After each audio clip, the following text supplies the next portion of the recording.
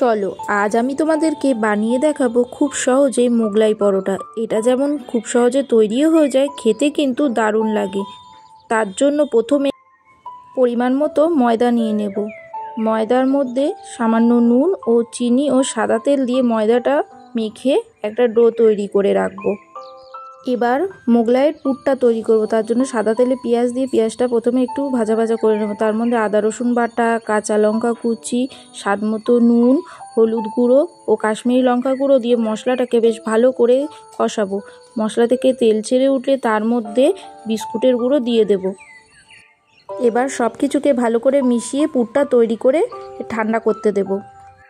এবার মেখে রাখা ময়দার ডো থেকে লেচি কেটে নিয়েছি। তার মধ্যে সাদা তেল দিয়ে ময়দাটা বেশ ভালো করে বড় একটা পরোটা শেপ দিয়ে বেলে নিতে হবে।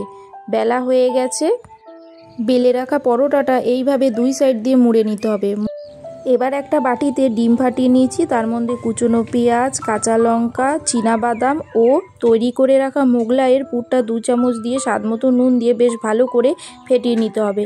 ফেটানো হয়ে গেলে বেলে রাখা পরোটাটার মধ্যে ডিমের পুরটা দিয়ে তারপর এক পিঠ এইভাবে ভাঁজ করে আর এক পিঠও ভালো করে ভাঁজ করে নিতে হবে।